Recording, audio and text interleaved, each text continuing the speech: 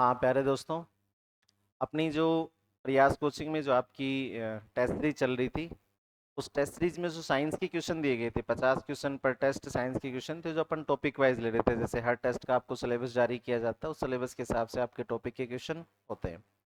तो उन क्वेश्चंस का अपन आपको एक वीडियो सॉल्यूशन प्रोवाइड करवा रहे हैं। इस वीडियो के अंदर जो शुरू की 3 टेस्ट सीरीज हुई थी, उन 3 टेस्ट सीरीज के जो 150 क्वेश्चन है, उनका सॉल्यूशन आपको इस वीडियो में प्रोवाइड करवाया जा रहा है। तो अपन 1 बाय 1 हर क्वेश्चन का सॉल्यूशन करेंगे, उसके चारों जो ऑप्शंस होते हैं उनको एक्सप्लेन करेंगे, और उनके आधार पे अपन को बहुत सारे कॉन्सेप्ट का पता चलेगा। और साथ में ये पता चलेगा कि जो नेक्स्ट एलडीसी की एग्जाम होने वाली है, उसके क्वेश्चंस का लेवल क्या रहने वाला है, किस टॉपिक में से क्या क्वेश्चन पूछे जा सकते हैं। तो टेस्ट सीरीज का जो सिलेबस आपको जारी किया जाता है, उसी सिलेबस के अकॉर्डिंग क्वेश्चंस अपने एग्जाम में आते हैं। उन और टेस्ट सीरीज में अपन इजी, मॉडरेट और हार्ड तीनों प्रकार के क्वेश्चंस का मिक्सचर रखते हैं। तो वो सारे क्वेश्चन अपन 1 बाय 1 सॉल्व करते हैं। तो चलो अपन शुरुआत करते हैं। एलडीसी पेपर फर्स्ट के जो क्वेश्चन है वो अपन लेते हैं। पहला जो क्वेश्चन है वो क्वेश्चन ये कह रहा है कि निम्न में से कौन सा रासायनिक परिवर्तन का उदाहरण है। Which of the following is an example of chemical change. यानी कौन है जो रासायनिक परिवर्तन का उदाहरण है। तो अपने रासायनिक परिवर्तन का नाम सुनते ही अपने दिमाग में ये आ जाना चाहिए कि रासायनिक परिवर्तन क्या होते हैं। तो वो सारे परिवर्तन जिसमें पदार्थ की रासायनिक संरचना और संगठन में परिवर्तन हो जाए, और रासायनिक परिवर्तन से हमेशा एक नए पदार्थ बनते हैं। अब पहला ऑप्शन जो है वो कह रहा है प्रिज्म से गुजरने वाले। प्रिज्म आप जानते ही हो, अपन ने प्रकाश के प्रकीर्णन में पढ़ा था, प्रकाश के वर्ण विक्षेपण में पढ़ा था कि सूर्य के प्रकाश को जब किसी प्रिज्म से गुजारा जाता है, तो 2 बार अपवर्तन होने के बाद वो अलग अलग रंगों की पट्टिकाओं में विभाजित हो जाता है, और उन रंगों की पट्टिकाओं की संख्या कितनी होती है? 7 होती है। तो यहाँ पे जो प्रकाश एनर्जी है वो केवल अपने स्पेक्ट्रम में डिवाइड हो रही है। यानी पहले भी लाइट एनर्जी थी, बाद में भी लाइट एनर्जी है, उसके कंपोजिशन में किसी प्रकार का कोई चेंजमेंट नहीं है। तो ये जो होता है एनर्जी ट्रांसफॉर्मेशन जो होता है, यानी ऊर्जा का जो रूपांतरण होता है, अगर उसको अपन अगर परिवर्तन में माने, तो वो हमेशा भौतिक परिवर्तन होगा। तो प्रिज्म से गुजरने वाले प्रकाश का परिवर्तन होगा भौतिक परिवर्तन, और हमसे क्या पूछा है? रासायनिक परिवर्तन। दूसरा कह रहा है कि सब्जियों को पकाने पर उनका मुलायम हो जाना। तो जब सब्जियों को पकाया जाएगा तो उनके अंदर बहुत सारे जो कार्बोहाइड्रेट और जो एसिड्स होते हैं उनकी संरचना टूटेगी, और नए प्रकार के रासायनिक अणुओं का निर्माण होगा। तो सब्जियों को पकाना, पकाना शब्द जहां भी आ गए मान लो, वो ये मान के चलो कि आप पकाना, जलाना, किण्वन, ये सारे के सारे रासायनिक परिवर्तन होते हैं। तो सेकंड ऑप्शन अपना सही है। सेकंड ऑप्शन में जो है वो कह रहा है कि vegetables become soft when cooked. इन सब्जियों को पकाने पर वो मुलायम हो जाती हैं, क्योंकि उनके अंदर की जो आणविक संरचना होती है वो नए अणुओं में बदल जाती है। तो सब्जियों को पकाना रासायनिक परिवर्तन है। तो इस क्वेश्चन का आंसर तो आपको मिल गया, लेकिन बाकी के दो जो ऑप्शन है उनको भी अपन एक्सप्लेन करते हैं। सानी हुई मिट्टी का सूखने पर भंगुर हो जाना। तो आपने देखा होगा कि चिकनी मिट्टी को जिसको गिला कर लेते हैं अपन, वो सूख जाती तो भंगुर, चिकनी मिट्टी तो खास तौर से नहीं होती, लेकिन जो बाकी मिट्टी होती है वो अगर उसको सूख जाती है तो भंगुर हो जाती है। भंगुर होने का मतलब जैसे उस पर चोट की जाती है तो छोटे छोटे टुकड़ों में पड़ जाती है। तो पहले भी मिट्टी थी और सूखने के बाद में भी मिट्टी है, में कोई केमिकल चेंजमेंट नहीं हो रहा। पानी का नमक में घुल जाना। तो जितने भी मिश्रण बनते हैं, पानी का नमक में घुल जाना, पानी का चीनी में घुल जाना, मिश्र धातुओं का बनना, ये सारे के सारे मिश्रणों का जो निर्माण होता है वो फिजिकल चेंज होता है, भौतिक चेंज, भौतिक परिवर्तन होता है। तो इस क्वेश्चन का राइट आंसर है सेकंड, सब्जियों को पकाने पर उनका मुलायम हो जाना। दूसरा क्वेश्चन जो है वो कह रहा है, क्या कह रहा है, किस प्रकार के परिवर्तन में हमेशा एक नया पदार्थ बनता है। तो आपको परिभाषा में बताया गया है कि रासायनिक परिवर्तन से हमेशा एक नया पदार्थ बनता है। भौतिक परिवर्तन से नया पदार्थ नहीं बनता, उसी पदार्थ के भौतिक गुण परिवर्तित हो जाते हैं। जैसे उसका आकार परिवर्तित हो जाता है, उसकी आकृति परिवर्तित हो जाती है, उसकी भौतिक अवस्था परिवर्तित हो जाती है। यानी नया पदार्थ किस में बनेगा? नया पदार्थ बनेगा रासायनिक परिवर्तन। ठीक है। तीसरा क्वेश्चन क्या कह रहा है? तीसरा क्वेश्चन कह रहा है कि निम्न में से कौन भौतिक परिवर्तन का उदाहरण है। तो भौतिक परिवर्तन का उदाहरण कौन है? पहला ऑप्शन है कागज का फटना। तो कागज के फटने में केवल कागज की शेप और साइज चेंज हो रही है, फटने से पहले भी कागज था और फटने के बाद में भी कागज, तो ये भौतिक परिवर्तन का उदाहरण है। दूसरा ऑप्शन है पेड़ को काटना, ये ज्यादा बेटर ऑप्शन होता है कि लकड़ी को काटना, तो लकड़ी को काटना, अब इसमें पेड़ को ये नहीं कहा गया कि सूखा है या गीला है, तो सूखा पेड़ जो होता है या लकड़ी जो होती है उसको काटें तो काटने के बाद में भी लकड़ी है, काटने से पहले भी लकड़ी ही है, केवल उसकी आकृति और आकार में परिवर्तन हुआ है। और जल का बर्फ में बदलना, तो जल का बर्फ में बदलना, पहले भी H2 था बाद में भी H2 है, केवल भौतिक अवस्था जो है उसमें परिवर्तन हुआ है, तो जल का बर्फ में बदलना भी परिवर्तन भौतिक है। तो दिए गए सभी विकल्प जो हैं वो भौतिक परिवर्तन है, इस क्वेश्चन का राइट आंसर होगा फोर्थ। अगला क्वेश्चन क्या कह रहा है, कक्ष के तापमान पर दूध का खट्टा होना, तो दूध खट्टा कब होता है, दूध में एक शर्करा होती है, जिस शर्करा का नाम है लैक्टोज शर्करा, दूध में कार्बोहाइड्रेट किस रूप में होता है, तो लैक्टोज शर्करा के रूप में होता है। और दूध खट्टा कब होता है, जब ये लैक्टोज शर्करा लैक्टिक अम्ल में बदल जाए। अब लैक्टोज शर्करा लैक्टिक अम्ल में बन गई, एक नया केमिकल बन गया, मतलब रासायनिक परिवर्तन हो गया। तो दूध का खट्टा होना कैसा परिवर्तन है, रासायनिक परिवर्तन है। मोमबत्ती जलने के दौरान किस प्रकार का परिवर्तन होता है, तो ये बड़ा ही कंफ्यूजिंग क्वेश्चन है, लेकिन मैंने आपको क्लास में बताया था तीन परिवर्तन याद रखने हैं आपको, मोमबत्ती का जलना, भोजन का पाचन और रक्त का थक्का जमना। ये तीन परिवर्तन ऐसे हैं जो भौतिक परिवर्तन भी है और रासायनिक परिवर्तन भी है। अब जैसे इसमें से मोमबत्ती को एक्सप्लेन करते हैं, मोमबत्ती में जो मोम होता है वो हमेशा ठोस अवस्था में होता है, क्योंकि मोम को द्रव अवस्था में लेंगे तो मोमबत्ती नहीं बनेगी। और मोम अगर ठोस अवस्था में होगा तो मोमबत्ती को जलाने पर पहले मोम पिघलेगा, उसके बाद मोम जलेगा, और मोम का पिघलना भौतिक परिवर्तन है, पिघलने के बाद जलना रासायनिक परिवर्तन है। तो मोमबत्ती का जलना, भोजन का पाचन और खून का थक्का जमना, ये भौतिक और रासायनिक दोनों परिवर्तन है। लेकिन एक चीज और भी ध्यान रखना, कई बार ये एग्जाम में क्वेश्चन इस तरीके से पूछे जाते हैं कि इनको हमें, जैसे मोमबत्ती को जलने को हमें ऑप्शन की बाध्यता होती कि या तो भौतिक माने या रासायनिक माने, तो ऐसी अगर मजबूरी हो तो अपन रासायनिक परिवर्तन मानेंगे, और अगर ऑप्शन सही तरीके से दिए हुए हो तो मोमबत्ती का जलना भौतिक परिवर्तन भी मानना है और रासायनिक परिवर्तन भी मानना है। अगला क्वेश्चन कह रहा है निम्न में से कौन सा एक रासायनिक परिवर्तन नहीं है, कौन सा परिवर्तन रासायनिक नहीं है, लोहे पर जंग लगना, तो लोहे पर जंग लगना, लोहा जो है वो ऑक्सीजन की उपस्थिति में, जल की उपस्थिति में ऑक्सीजन से क्रिया करके लोहे का ऑक्साइड बना लेता है, और ऑक्साइड बन गया मतलब एक नया केमिकल बन गया, तो लोहे पर जंग लगना कैसा परिवर्तन है, रासायनिक परिवर्तन।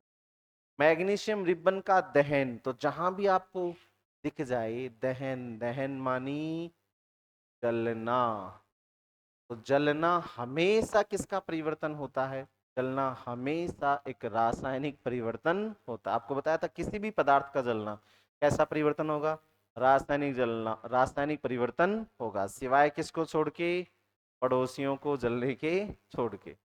तो किसी भी पदार्थ का जलना हमेशा रासायनिक परिवर्तन होता है। दहन की अभिक्रिया क्या होती है, तो जनरली अपन जितने भी फ्यूल जलाते हैं उनमें कार्बन होता है, वे वायुमंडल में ऑक्सीजन से क्रिया करके कार्बन डाइऑक्साइड बना लेते हैं, तो इस रिएक्शन को दहन की रिएक्शन कहते हैं। तो लोहे पर जंग लगना भी रासायनिक परिवर्तन है, और मैग्नीशियम रिबन या किसी भी पदार्थ का जलना भी रासायनिक परिवर्तन है। मोमबत्ती का जलना तो भौतिक एवं रासायनिक दोनों है, लेकिन अभी मैंने बताया था कि अगर ऑप्शन की मजबूरी हो कि दोनों में से एक मानना है तो मोमबत्ती का जलना क्या मानेंगे, रासायनिक परिवर्तन मानेंगे। मोम का पिघलना, और पिघलना है केवल ठोस से द्रव्य में बदलना, तो मोम का पिघलना भौतिक परिवर्तन है, रासायनिक परिवर्तन नहीं है।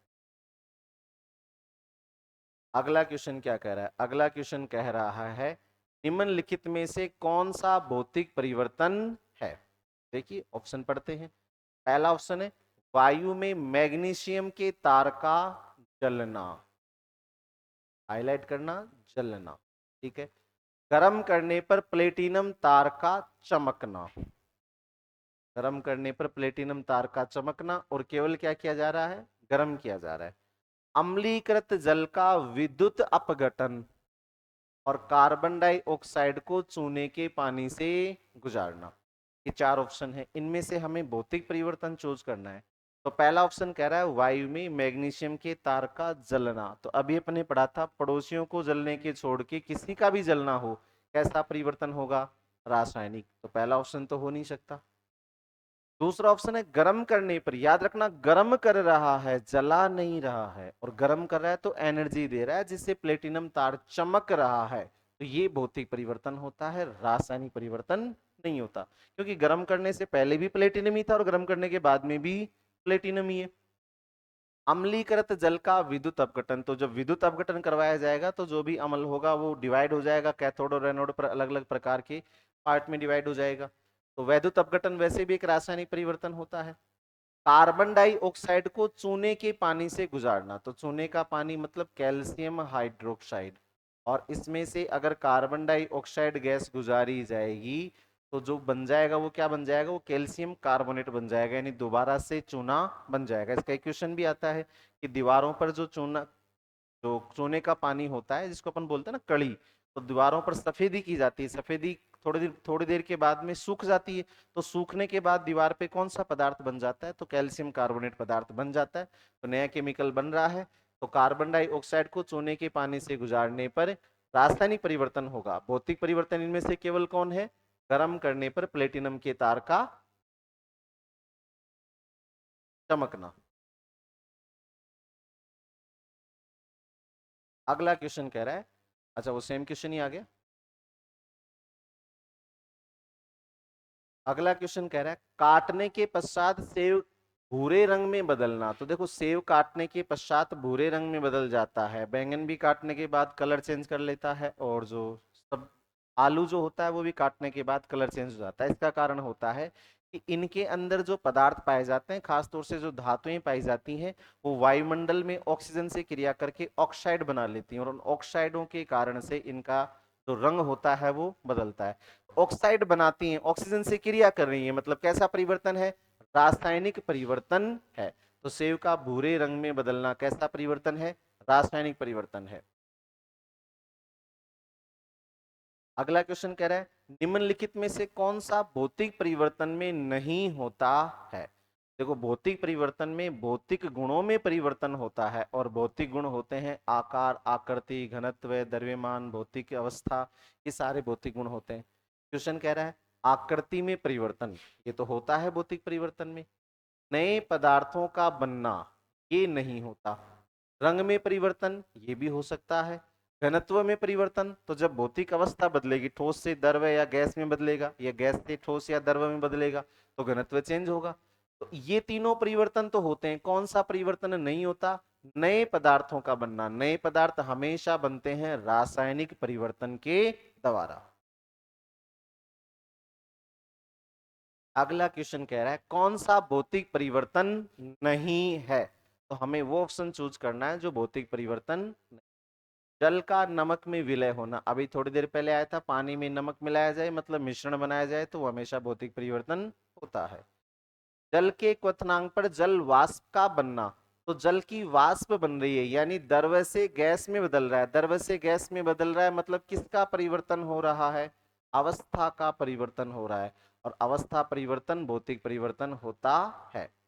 बर्फ के गलनांक पर जल का बनना, तो बर्फ को जब गर्म किया जाए तो मेल्टिंग पॉइंट पे पानी बन रहा है, तो बर्फ पानी में बदल रही है मतलब अवस्था का परिवर्तन हो रहा है, तो ये भी भौतिक परिवर्तन है। और द्रवित पेट्रोलियम गैस का दहन, आपका फेवरेट शब्द आ गया, दहन। दहन मानी जलना, और आपको बताया था पड़ोसियों के जलने के अलावा सभी का जलना कैसा परिवर्तन है? रासायनिक परिवर्तन होता है। तो द्रवित पेट्रोलियम गैस का दहन, ये कैसा परिवर्तन है? रासायनिक परिवर्तन है, मतलब ये भौतिक परिवर्तन नहीं है।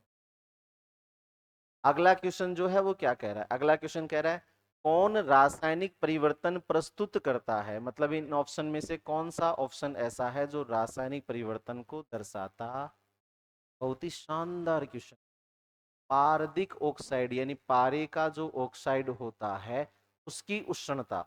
तो पारे के ऑक्साइड की उष्णता मतलब इसको गर्म करें तो गर्म करें तो ये Hg में बदल जाएगा और ऑक्सीजन गैस रिलीज हो जाएगी। बैलेंस भी कर सकते हैं।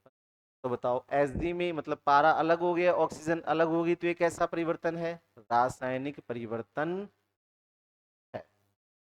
दूसरा, आयोडीन का उदात्तीकरण, एक बहुत ही शानदार शब्द आया है, उदात्तीकरण। उदात्तीकरण का मतलब होता है ऊर्ध्वपातन।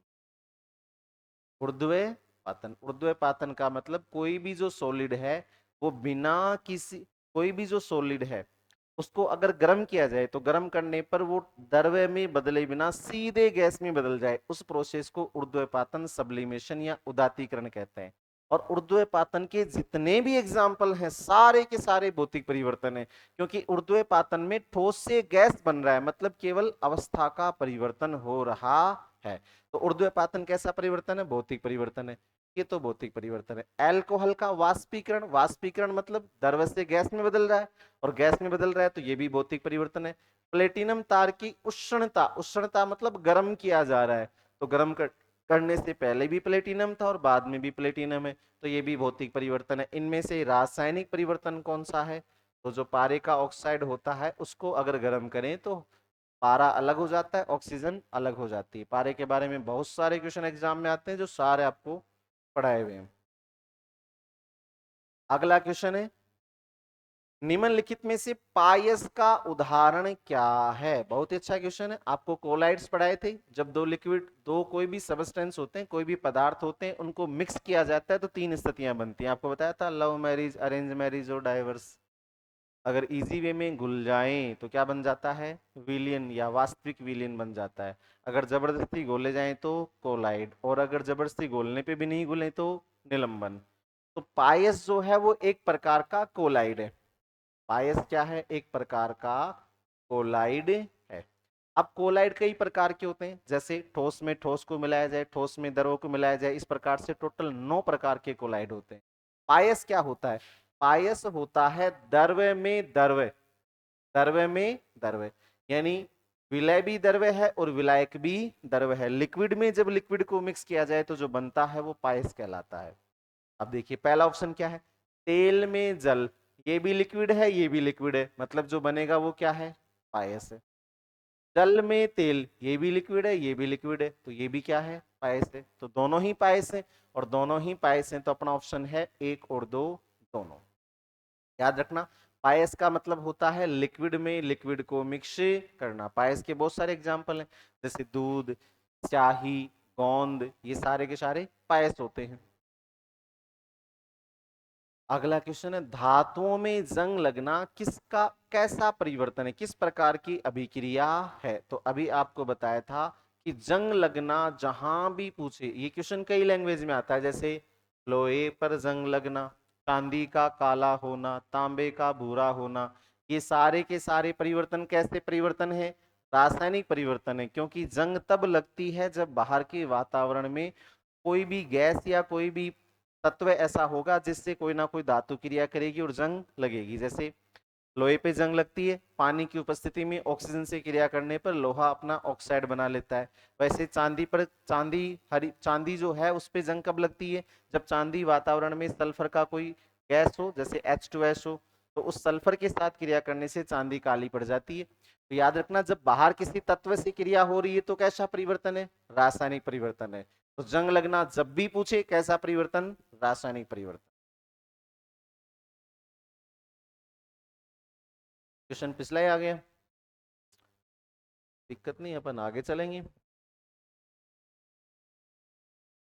अगला क्वेश्चन देखिए, लोहे पर जंग की रोकथाम की एक विधि है, तो लोहे को जंग लगने से बचाना है, तो लोहे को जंग से बचाने के लिए उस पर जस्ते की, जिंक की परत पढ़ाई जाती है। अब तक आपको ये बात मैं बता चुका हूं कितनी बार, आप कहोगे वही पुरानी बात याद कर दी। तो किसकी परत चढ़ाई जाती है? जिंक की परत। और इस जिंक की परत को चढ़ाना कहलाता है यसद लेपन, या फिर इसी को कहते हैं गैल्वेनीकरण। क्या कहते हैं भी? गैल्वेनीकरण या यशद लेपन कहा जाता है, या इंग्लिश में गैल्वेनाइजेशन कहते हैं। तो गैल्वेनीकरण क्यों किया जाता है? लोहे को जंग से बचाने के लिए। और गैल्वेनीकरण का मतलब क्या होता है? लोहे पर जिंक यानी जस्ते की परत चढ़ाना। अब देखिए, और भी बहुत सारे होते हैं लोहे के तरीके होते हैं लोहे को जंग से बचाने के, जैसे लोहे के ऊपर पेंट कर दिया जाए, कलर किया जाता है ना, वो इसीलिए किया जाता है ताकि लोहे पर जंग नहीं लगे। तो इनमें से अपने पास जो ऑप्शन है वो देखिए, क्रिस्टलीकरण। क्रिस्टलीकरण मिश्रणों के पृथक्करण की विधि है, जंग से बचाने की विधि नहीं है। अवसादन, अवसादन डिप, ये भी जो है वो मिश्रणों के पृथक्करण की विधि है, ये भी जंग से बचाने की विधि नहीं है। जंग से बचाने की विधि कौन सी है? गैल्वेनीकरण है। अगला क्वेश्चन कौन सा है? रासायनिक रूप से जंग होती है, तो अभी आपको बताया था जंग, जंग का मतलब यहाँ पे लड़ाई नहीं है, तो आपके और आपके पड़ोसी के बीच में जंग होती है ना, उस वाली जंग की बात नहीं हो रही। तो लोहे पर जो जंग लगती है उससे बनता है FeO3, यानी किसका ऑक्साइड? आयरन का ऑक्साइड। अगला क्वेश्चन है, एक बंद निकाय में, बंद निकाय का मतलब है बाहर के वातावरण से ना तो कुछ लेना है और ना ही बाहर के वातावरण में कुछ देना है, जो है वो सारा का सारा अंदर ही रहना चाहिए।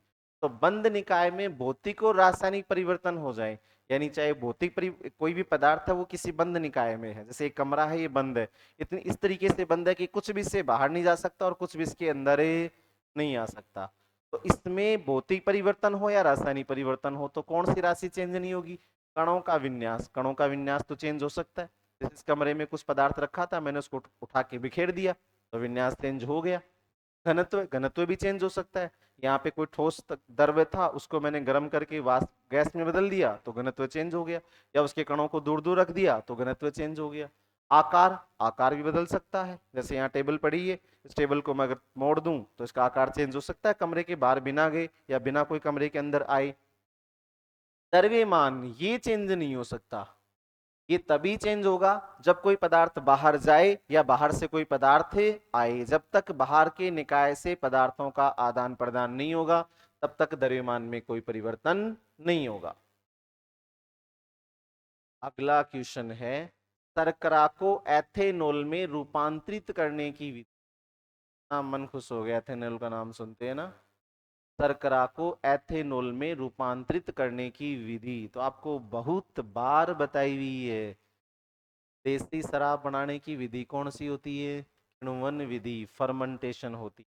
और इसी विधि के अंदर क्या किया जाता है, तो गांव में जनरली देसी शराब बनाई जाती है तो गुड़ या फिर गन्ना या फिर कीकर की छाल ली जाती है और उससे बनाया जाता है अल्कोहल। और याद रखना, शर्करा से अल्कोहल बनाने में कौन सा एंजाइम काम में आता है? तो जाइमेज नाम का एंजाइम होता है जो काम में आता है। और याद रखना, इस एंजाइम के द्वारा शर्करा को एथेनॉल में बदलने की जो क्रिया होती है उसे कहते हैं किण्वन। किण्वन की खोज की थी लुई पास्चर ने। किसने की थी? लुई पास्चर ने। और दूध से दही का जमना भी किण्वन है, और दूध से दही जमने के लिए क्या लगाते हो? हाँ, दिमाग में आ गया ना। तो जावण से याद रखना है जाइमोलॉजी, तो किण्वन का अध्ययन कहलाता है जाइमोलॉजी। और किण्वन की खोज किसने की? लुई पास्चर ने। अगर आपसे पूछे कि शराब कौन सी विधि से बनाई जाती तो शराब आश्वन विधि से बनाई जाती है। अगला क्वेश्चन कह रहा है, निम्नलिखित अभिक्रिया किसका उदाहरण है? बहुत सारी अभिक्रिया आपको बताई थी, ऑक्सीकरण अपचयन तो इसमें ऑप्शन में है नहीं, तो इसलिए अपन को प्लस माइनस तो देखना नहीं है, क्योंकि प्लस माइनस तो तब देखते हैं जब ऑक्सीकरण अपचयन, ऑक्सीकरण अपचयन अपने ऑप्शन में नहीं है। विस्थापन अभिक्रिया, तो विस्थापन तो किसी का नहीं हो रहा।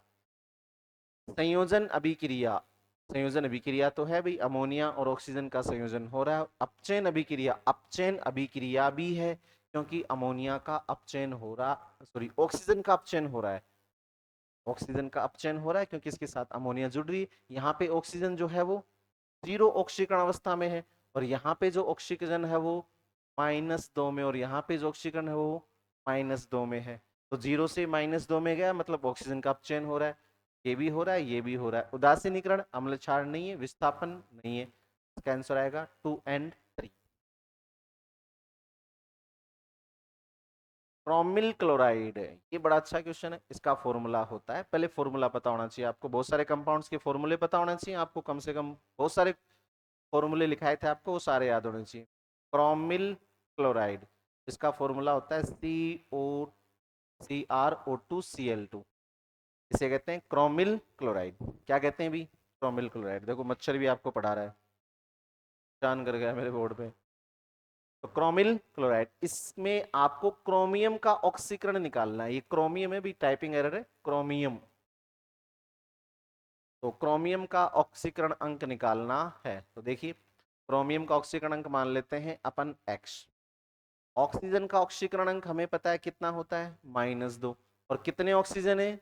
2 ऑक्सीजन। एक ऑक्सीजन का -2, तो 2 का निकालने के लिए 2 से गुणा कर दिया। क्लोरीन का, हैलोजन का ऑक्सीकरण अंक हमें पहले से पता है कितना होता है, -1। अब पहले से कैसे पता है? क्योंकि मैंने आपको लिखाया था OH माइनस बनाता है, हैलोजन -1 बनाती है, हाइड्रोजन जनरली +1 बनाता है, ऑक्सीजन -2 बनाता है OF2 को छोड़ के। ये सारे आपको लिखाए हुए थे। तो एक क्लोरीन का 1 माइनस, तो 2 क्लोरीन का 2 माइनस, सबका आ गया। और सबके ऊपर कोई आवेश नहीं है, तो टोटल हो गया 0। X + 2 दूनी 4, तो -4 और 2 एक कम, -4 और 2 है। और ये संख्या उधर जाएगी तो प्लस की किस में बदल जाती, माइनस की किस में बदल जाएगी, प्लस में। एक्स का मान आया +6। एक्स क्या माना था? एक्स माना था क्रोमियम का ऑक्सीकरण अंक। तो your right answer is your first option. अगले क्वेश्चन में चलते हैं। 120 नंबर का क्वेश्चन है, कहता है ऑक्सीकरण क्या है। तो आपको बाकायदा बताया था, ऑक्सीजन ऑक्सीकरण का मतलब होता है इलेक्ट्रॉन त्यागना। ऑक्सीकरण का मतलब क्या होता है भी? इलेक्ट्रॉन त्यागना। और इलेक्ट्रॉन त्यागे जाएंगे तो इलेक्ट्रॉन की कमी होगी, इलेक्ट्रॉन की क्षति होगी। इंग्लिश में थोड़ी दिक्कत है, आप केवल हिंदी देखना। इलेक्ट्रॉन की क्षति होगी। तो इसका जो फर्स्ट ऑप्शन है वो आपका राइट आंसर है। अब चेन में इलेक्ट्रॉन की वृद्धि होती है, इलेक्ट्रॉन का गेन होता है। अगला क्वेश्चन कह रहा है, एक पदार्थ 2 छोटे सरल अणुओं में टूटता है। बताओ कितनी आसान अभिक्रिया है। छोटे अणुओं में टूटेगा तो वियोजन या अपघटन या डीकंपोजिशन या डिग्रेड अभिक्रिया कहलाती है। और अगर जुड़ेगा तो संयुग्मन या संयोजन अभिक्रिया कहलाती है। FeCl2, FeCl2 सॉरी FeCl3 है। ये कन्वर्ट होगी किसमें? FeCl2 में। तब कन्वर्ट होती है जब इसकी हाइड्रोजन से क्रिया करवाई जाती है, या कोई भी ऐसा तत्व, कोई भी ऐसा कंपाउंड जो हाइड्रोजन दे सके, उससे अगर क्रिया करवाई जाएगी तो FeCl2 FeCl3 में कन्वर्ट हो जाएगी। चलो अपन अपने देसी तरीके से करते हैं। क्लोरीन क्या बनाता है? 1 माइनस। तो 3 क्लोरीन कितने माइनस बनाएंगे? एक क्लोरीन 1 माइनस बनाता है, तो 3 क्लोरीन 3 माइनस बनाएंगे। और 3 माइनस बनाएंगे तो फिर आयरन को क्या बनाना पड़ेगा? +3 बनाना पड़ेगा। अब देखिए, एक क्लोरीन 1 माइनस, तो 2 क्लोरीन 2 माइनस, और अगर -2 है तो प्लस भी। देखिए क्लोरीन पहले भी माइनस में था, अभी भी माइनस में है, क्लोरीन में कोई चेंज नहीं हुआ। लेकिन आयरन देखिए +3 से किस में चला गया? +2 में। पहले 3 इलेक्ट्रॉन त्याग रखे थे, अब 2 इलेक्ट्रॉन त्याग रखे। इसका मतलब 1 इलेक्ट्रॉन वापस ग्रहण कर लिया, और ग्रहण कर लिया तो क्या हो गया? अपचयन हो गया। तो इस रिएक्शन में रिडक्शन होगा, अपचयन होगा। क्वेश्चन कह रहा है, विशुद्ध कार्बन के जलने से CO2 प्राप्त होती है, यह क्रिया क्या कहलाती है? तो आप करो। क्वेश्चन कह रहा है कि विशुद्ध कार्बन के जलने से CO2 प्राप्त होती है, क्योंकि कार्बन जलेगा तो कार्बन प्राप्त होगा, वायुमंडल में ऑक्सीजन से क्रिया करके कार्बन डाइऑक्साइड बना लेगा। अभी ये भी क्रिया बताई थी कैसी होती है। कार्बन जो होगा वो वायुमंडल में ऑक्सीजन से क्रिया करके CO2 बनाएगा। तो यहाँ पे देखिए, कार्बन की ऑक्सीकरण संख्या 0 है, ऑक्सीजन की भी ऑक्सीकरण संख्या 0 है। यहाँ पे देखिए, एक ऑक्सीजन बनाता है -2, तो 2 ऑक्सीजन बनाएंगे -4, तो कार्बन को क्या बनाना पड़ेगा? +4। देखिए कार्बन गया 0 से +4 में, मतलब कार्बन ने 4 इलेक्ट्रॉन त्याग दिए, और त्याग दिए तो कार्बन का क्या हो गया? ऑक्सीकरण हो गया। और ऑक्सीजन ने 2 इलेक्ट्रॉन ग्रहण कर लिए, तो ऑक्सीजन का क्या हो गया? अपचयन में। यानी कि ये एक रेडॉक्स अभिक्रिया है जिसमें ऑक्सीकरण भी हो रहा है, अपचयन भी हो रहा है। मतलब राइट आंसर इज थर्ड, उपयुक्त दोनों। ये जो अब एक सेकेंड, ये इस रिएक्शन को बताना है कि ये कैसी विक्रिया है, तो आप 2 सेकंड में कीजिए, तब तक मैं पानी पी लेता हूँ। मेरा पानी आ गया क्योंकि मैंने 2 ही सेकंड का नाम लिया था, 2 सेकंड हो गए हैं। आपने क्वेश्चन कर ही लिया होगा।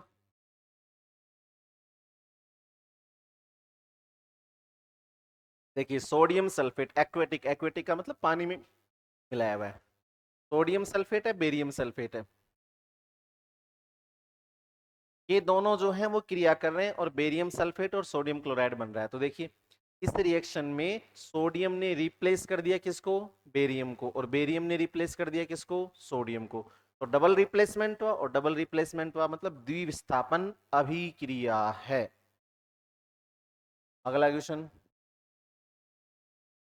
OF2 में, तो अभी मैंने आपको बताया था कि ऑक्सीजन हमेशा -2 बनाता है, लेकिन एकमात्र कंपाउंड है OF2 जिसमें ऑक्सीजन बनाता है +2। क्या बनाता है, +2। क्यों बनाता है +2? क्योंकि फ्लोरीन की जो इलेक्ट्रोनेगेटिविटी होती है, विद्युत ऋणता होती है, वो ऑक्सीजन से ज्यादा होती है। ऑक्सीजन सभी तत्वों से अपने इलेक्ट्रॉन खींच लेता है, लेकिन फ्लोरीन से इलेक्ट्रॉन नहीं खींच पाता। फ्लोरीन की इलेक्ट्रॉन खींचने की क्षमता ऑक्सीजन से भी ज्यादा होती है। तो इसलिए, और ऑक्सीजन से ज्यादा क्या होती है, सभी से ज्यादा होती है। सबसे ज्यादा ऑक्सीजन जो विद्युत ऋणता होती है फ्लोरीन की, और सबसे कम फ्रेंसियम की। तो ऑक्सीजन एकमात्र कंपाउंड है, अगर फ्लोरीन के साथ जुड़ा होगा ऑक्सीजन तो हमेशा प्लस बनाएगा और बाकी सभी जगह माइनस बनाएगा। एक फ्लोरीन एक माइनस बनाता है तो दो फ्लोरीन दो माइनस, तो ऑक्सीजन को बनाना पड़ेगा प्लस से। तो ये बहुत ही इंपॉर्टेंट क्वेश्चन है, पूरे 5 लाख का क्वेश्चन है। अगला क्वेश्चन, अपचप, बड़ा अजीब सा वर्ड होता है, अपचयोपचय, मतलब इजी कर देता हूं, रेडॉक्स अभिक्रिया, यानी जिसमें ऑक्सीकरण भी हो और अपचयन। क्योंकि ये बना है अपचयन प्लस उपचयन, उपचयन कहते हैं ऑक्सीकरण को। तो रेडॉक्स अभिक्रिया के संदर्भ में किसी पदार्थ से हाइड्रोजन का निष्कासन, तो देखिए हाइड्रोजन का जुड़ना अपचयन होता है, तो हाइड्रोजन का निष्कासन क्या कहलाए, हाइड्रोजन का निष्कासन कहलाएगा ऑक्सीकरण। याद रखना हाइड्रोजन का निष्कासन विहाइड्रोजनीकरण या निर्जलीकरण भी कहलाता है, लेकिन यहां क्या कहा है, रेडॉक्स अभिक्रिया के संदर्भ में। तो अभिक्रिया, रेडॉक्स अभिक्रिया के संदर्भ में हाइड्रोजन का जुड़ना तो अपचयन और निकलना ऑक्सीकरण कहलाता है। निम्नलिखित में से ऑक्सीकारक कौन है? तो जितने भी प्रोक्साइड होते हैं वो सारे ऑक्सीकारक होते हैं। ओजोन ऑक्सीकारक होता है, ऑक्सीजन ऑक्सीकारक होती है, H2O2 हाइड्रोजन प्रोक्साइड ऑक्सीकारक होता है, क्रोमियम प्रोक्साइड ऑक्सीकारक होता है, पोटेशियम परमैंगनेट यानी लाल दवा, ये भी एक ऑक्सीकारक होता है। तो ये प्रोक्साइड और सारे प्रोक्साइड ऑक्सीकारक होते हैं। नम SO2 का विरंजन गुण, विरंजन गुण मतलब रंग उड़ाने वाला गुण, वो किसके कारण से होता है? तो इसकी अपचयन क्षमता के कारण से होता है। क्वेश्चन कह रहा है कि ZnO+C और इस अभिक्रिया में कौन सा कथन सही है? हम समझते हैं। ZnO तो O क्या बनाएगा, -2, तो Zn क्या बनाएगा, +2। थोड़ा साफ नहीं दिख रहा है ना, इसको जूम कर लेता हूं।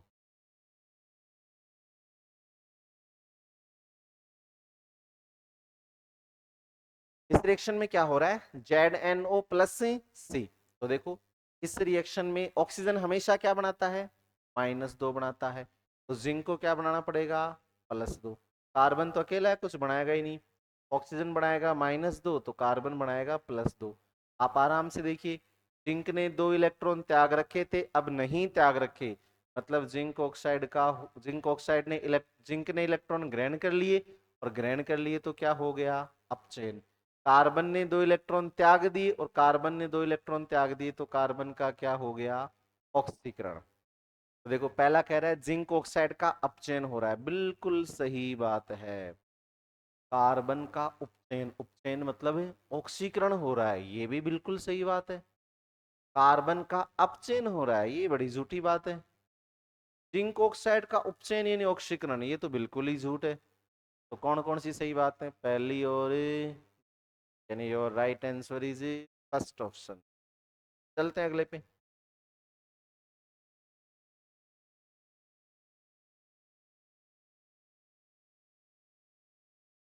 ऑक्सीकरण को किस रूप से परिभाषित किया जाता है? तो ऑक्सीकरण में इलेक्ट्रॉन त्यागे जाते हैं तो इलेक्ट्रॉनों की हानि के रूप में, और अपचयन में इलेक्ट्रॉन ग्रहण किए जाते। हाँ भाई, क्वेश्चन कह रहा है निम्न में से कौन सा प्रक्रम ऊष्मासेपी है?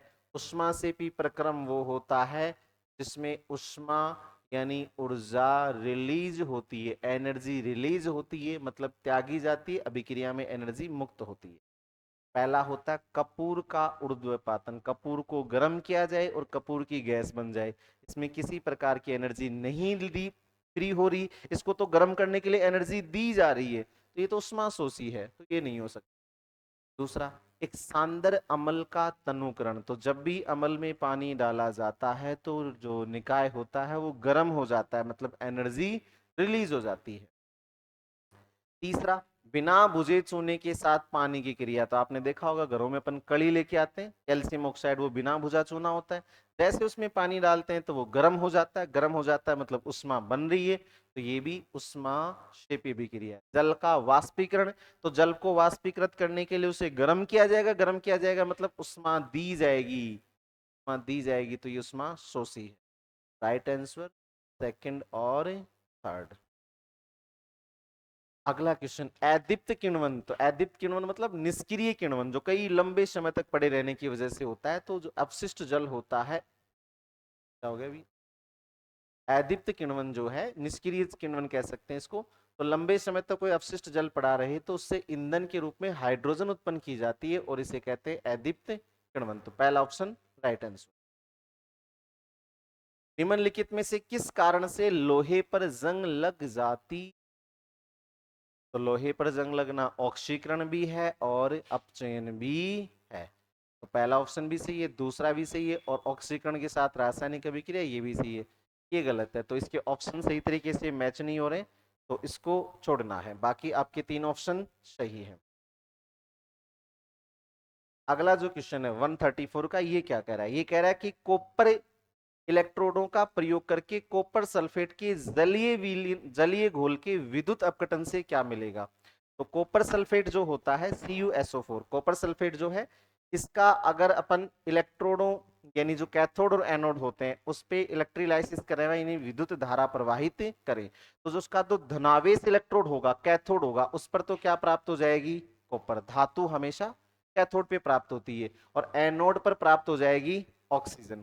कैथोड पे कॉपर और एनोड पे ऑक्सीजन प्राप्त हो जाएगी, तो अपना जो पहला ऑप्शन है वो राइट आंसर होगा। अगला जो क्वेश्चन है वो क्या कह रहा है? वो ये कह रहा है कि निम्नलिखित रासायनिक अभिक्रिया में क्या हो रहा है? तो ये रासायनिक अभिक्रिया की जो चार ऑप्शन है, इन ऑप्शन में से हमें सही ऑप्शन को चूज करना है। तो देखिए पहले इस अभिक्रिया को देखते हैं। एक ऑक्सीजन बनाता है, पहले मैं इसको जूम कर लेता हूं थोड़ा सा ना। अब देखिए, एक ऑक्सीजन -2 बनाता है, तो तीन ऑक्सीजन माइनस से 6 बनाएंगे, तीन ऑक्सीजन -6 बनाएंगे, तो इसको बैलेंस करने के लिए +6 बनाना पड़ेगा, और वो +6 कौन बनाएंगे? दो आयरन बनाएंगे, तो दो आयरन +6 बनाएंगे, तो एक आयरन क्या बनाएगा? +3। अगर समझ में नहीं आया तो वीडियो को पॉज करके बैक करके दोबारा सुन सकते, ठीक है? हाँ, बार बार मैं ही बोलूँ, ये जरूरी नहीं है। ये प्लस माइनस समझ में आया? नहीं आया तो मैंने आपको तरीका बता ही दिया है। ऑक्सीजन बनाएगा -2, तो जाहिर सी बात है कार्बन बनाना पड़ेगा प्लस से, ये अकेला है। ऑक्सीजन, एक ऑक्सीजन -2 बनाता है, तो दो ऑक्सीजन -4 बनाएंगे, तो यहाँ पे कार्बन को बनाना पड़ेगा +4। जिनके ये समझ में नहीं आया कि इस कार्बन पे 2 क्यों और इस कार्बन पे 4 क्यों, वो एक बार इसको दोबारा से सुन। अब देखिए, यहाँ पे आयरन +2 में था और यहाँ पे आयरन पे कोई चार्ज नहीं है, मतलब आयरन ने पहले 3 इलेक्ट्रॉन त्याग रखे थे, अब नहीं त्याग रखे, इसका मतलब ये हुआ कि जो त्याग रखे थे वो ग्रहण कर लिए, और ग्रहण कर लिए तो क्या हो गया? अपचयन हो गया। ऑक्सीजन पहले भी -2 में था, अभी भी -2 में है, कुछ नहीं हुआ। कार्बन देखिए, पहले 2 इलेक्ट्रॉन त्याग रखे थे और अब कितने त्याग रखे हैं? 4 त्याग रखे हैं, मतलब 2 इलेक्ट्रॉन और त्याग दिए, और 2 इलेक्ट्रॉन और त्याग दिए तो कार्बन का क्या हो गया? ऑक्सीकरण, यानी कार्बन मोनोऑक्साइड का कार्बन डाइऑक्साइड में ऑक्सीकरण हो गया। अब पढ़ते हैं अपन पहला ऑप्शन। कार्बन मोनोऑक्साइड ऑक्सीकारक अभिकर्मक है। ऑक्सीकारक वो होता है जिसका अपचयन होता है। तो कार्बन मोनोऑक्साइड का ऑक्सीकरण हुआ है तो कार्बन मोनोऑक्साइड अपचायक है, ऑक्सीकारक नहीं है। तो राइट आंसर होगा अपना सेकंड ऑप्शन। इस क्वेश्चन को आप दोबारा से पोज करके 2-3 बार सुनना, ये एग्जाम के लिए बहुत ही महत्वपूर्ण क्वेश्चन है।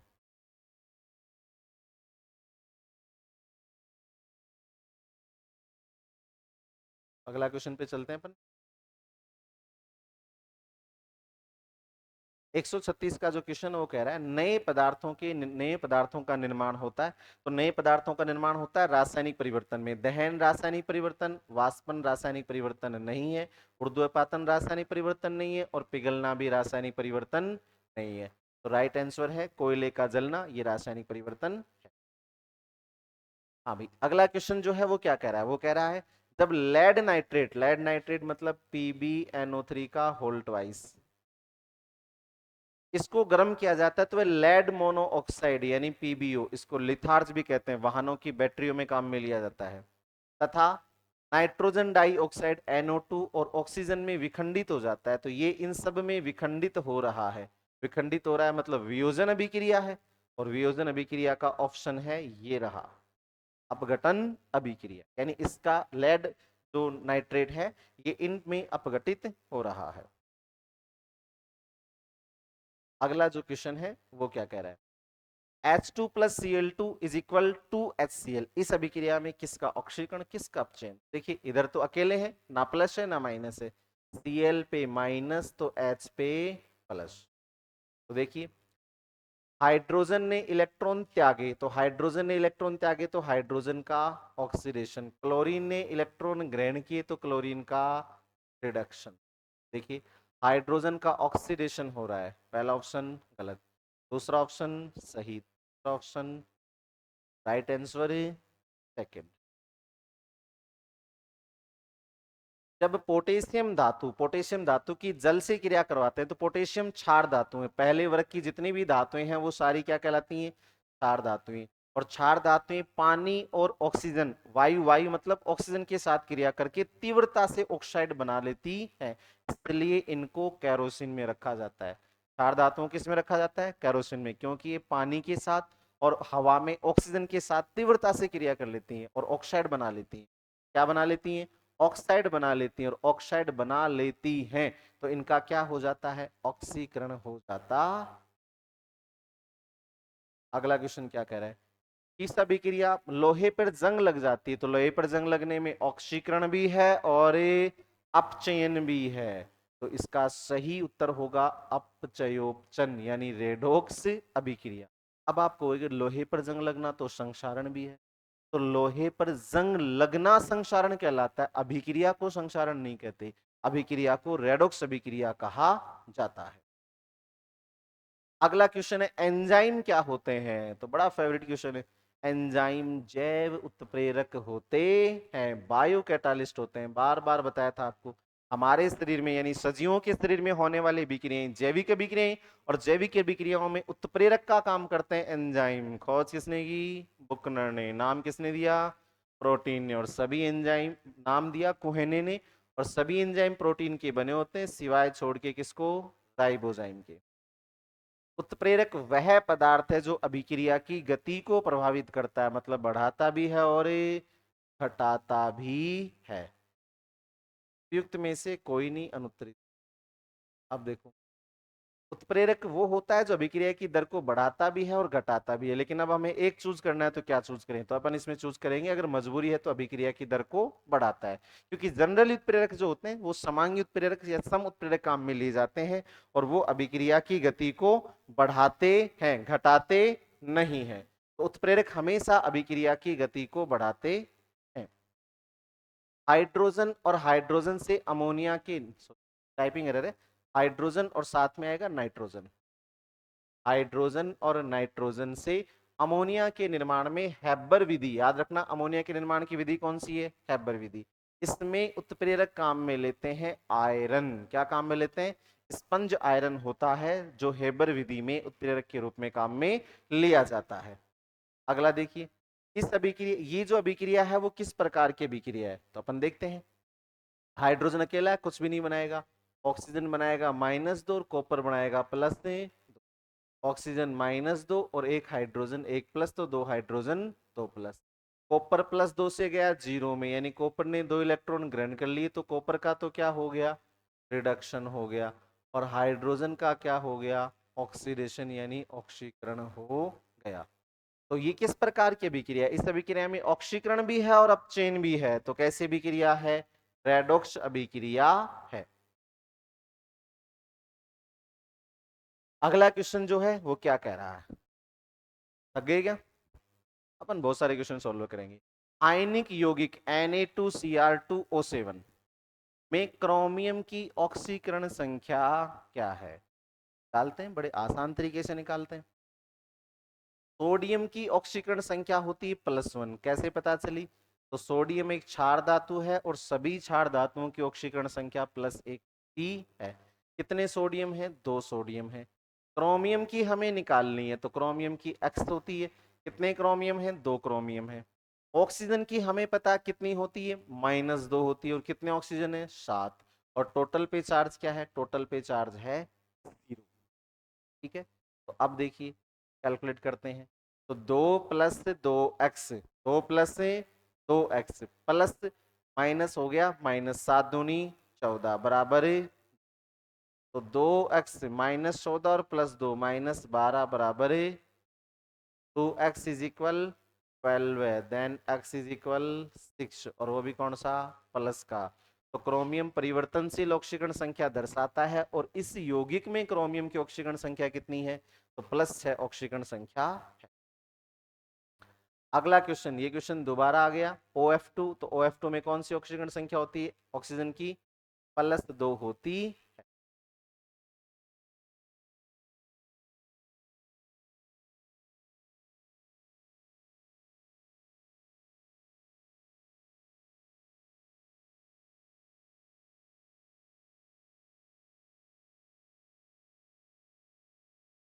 क्वेश्चन कह रहा है निम्न में से कौन सी अभिक्रिया ऑक्सीकरण या अपचयन अभिक्रिया नहीं है, तो ऐसे क्वेश्चंस को करने का सबसे फास्ट तरीका होता है, उदासीनीकरण की जो अभिक्रिया होती हैं वो ऑक्सीकरण या अपचयन नहीं होती, और उदासीनीकरण की अभिक्रिया कौन सी होती है, ऐसी रिएक्शन जो किस किस के बीच में हो, अम्ल और क्षार के बीच में हो, उसी अभिक्रियाओं को उदासीनीकरण अभिक्रिया कहते हैं। ऐसी अभिक्रिया देखो, ये वाली अभिक्रिया, ये क्षार रहा और ये अम्ल रहा, तो सी ऑप्शन जो है, सॉरी सी नहीं, डी ऑप्शन जो है, डी ऑप्शन के अंदर अम्ल और क्षार की अभिक्रिया हो रही है, और अम्ल और क्षार की अभिक्रिया हो रही है, तो ये जो रिएक्शन है वो कैसी अभिक्रिया है, उदासीनीकरण की अभिक्रिया है, और उदासीनीकरण है मतलब ये रेडॉक्स अभिक्रिया नहीं है।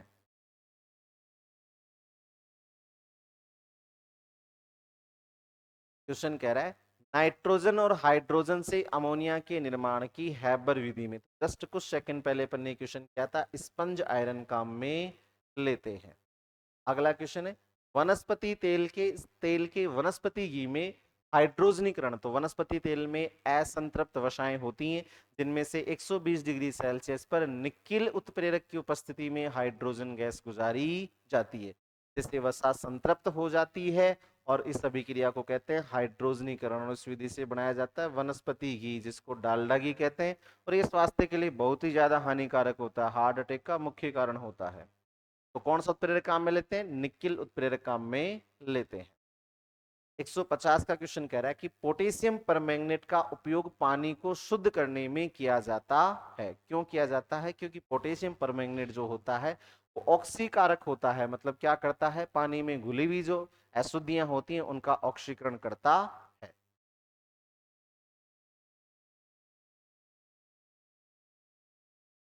तो ये अपने एलडीसी फर्स्ट जो टेस्ट था उसके 50 क्वेश्चन थे, इन सभी को अपन ने सॉल्व किया, इसी प्रकार से अपन आगे आने वाली जो टेस्ट सीरीज है उन सभी का सॉल्यूशन करेंगे, और उम्मीद है कि आपको ये पसंद आया होगा, और पसंद का पैमाना ये है कि आप इनको ज़्यादा से ज़्यादा स्टडी करें, इससे आपको सिलेक्शन हो, एग्जाम में आपको लाभ हो, बस यही पैमाना है, हमें और किसी पैमाने की जरूरत नहीं है, अपन ये चाहते हैं कि आप सभी का ज़्यादा से ज़्यादा लाभ हो इससे, उम्मीद है कि आप इसका अधिक से अधिक उपयोग करेंगे। धन्यवाद।